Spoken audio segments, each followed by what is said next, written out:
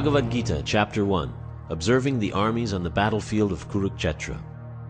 Dhritarashtra said, O Sanjaya, after my sons and the sons of Pandu assembled in the place of pilgrimage at Kurukshetra desiring to fight, what did they do? Sanjaya said, O king, after looking over the army arranged in military formation by the sons of Pandu, King Duryodhana went to his teacher and spoke the following words. O my teacher, behold the great army of the sons of Pandu, so expertly arranged by your intelligent disciple, the son of Drupada. Here in this army are many heroic bowmen, equal in fighting to Bhima and Arjuna, great fighters like Yudhana, Virata, and Drupada.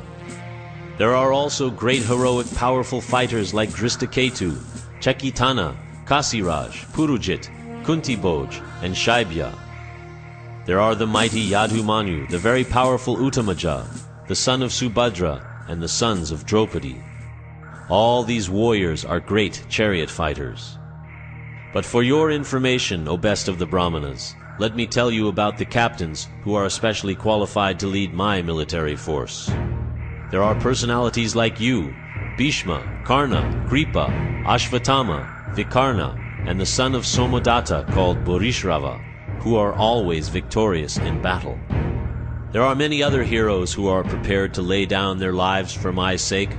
All of them are well equipped with different kinds of weapons, and all are experienced in military science.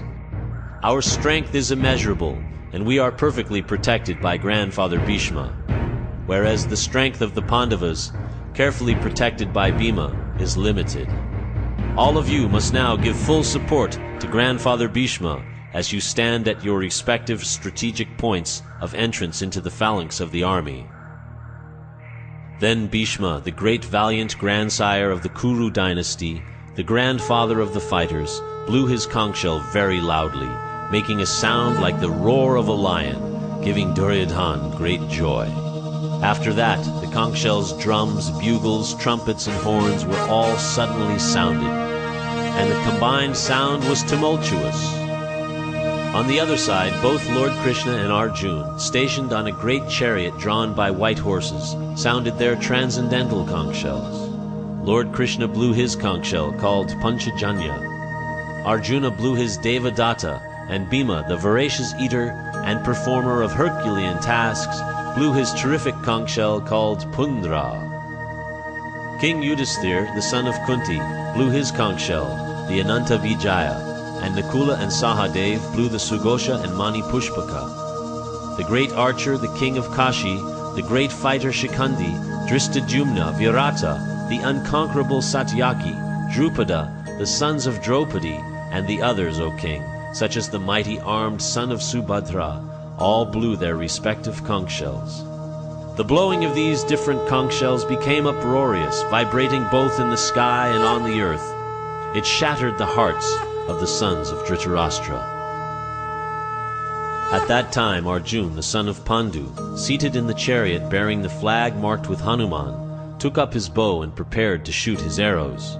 O king, after looking at the sons of Dhritarashtra drawn in military array, Arjuna then spoke to Lord Krishna these words.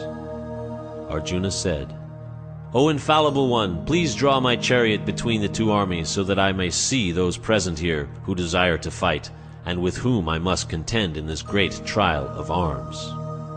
Let me see those who have come here to fight wishing to please the evil-minded son of Dhritarashtra. Sanjaya said, O descendant of Bharata, having thus been addressed by Arjuna, Lord Krishna drew up the fine chariot in the midst of the armies of both parties. In the presence of Bhishma, Drona, and all the other chieftains of the world, the Lord said, Just behold, Partha, all the Kurus assembled here. There Arjuna could see within the midst of the armies of both parties his fathers, grandfathers, teachers, maternal uncles, brothers, sons, grandsons, friends, and also his fathers-in-law and well-wishers. When the son of Kunti Arjuna saw these different grades of friends and relatives, he became overwhelmed with compassion and spoke thus.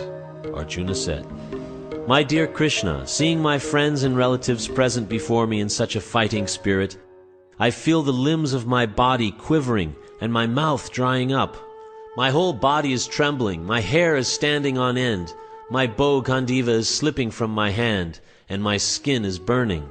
I am now unable to stand here any longer. I am forgetting myself, and my mind is reeling. I see only causes of misfortune, O Krishna, killer of the Keshi demon. I do not see how any good can come from killing my own kinsman in this battle.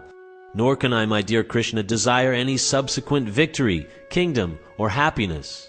O Govinda, of what avail to us are a kingdom, happiness, or even life itself, when all those for whom we may desire them are now arrayed on this battlefield?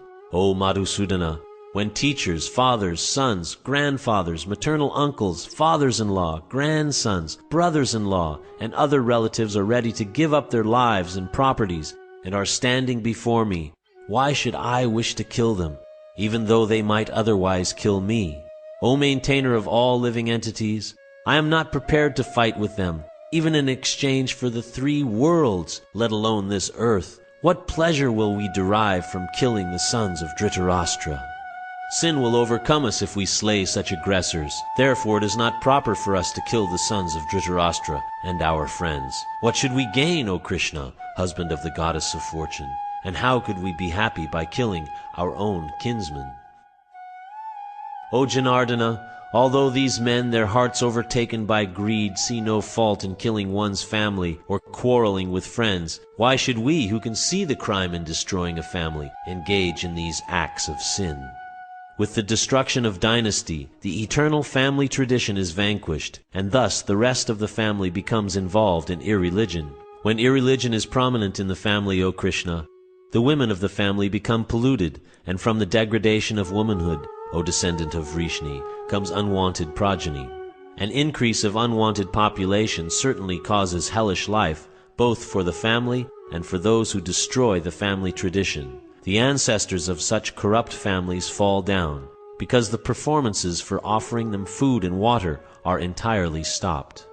By the evil deeds of those who destroy the family tradition, and thus give rise to unwanted children, all kinds of community projects and family welfare activities are devastated. O Krishna, maintainer of the people, I have heard by disciplic succession that those who destroy family traditions dwell always in hell. Alas, how strange it is that we are preparing to commit greatly sinful acts. Driven by the desire to enjoy royal happiness, we are intent on killing our own kinsmen. Better for me if the sons of Dhritarashtra, weapons in hand, were to kill me unarmed and unresisting on the battlefield. Sanjaya said, Arjuna, having thus spoken on the battlefield, cast aside his bow and arrows, and sat down on the chariot, his mind overwhelmed with grief.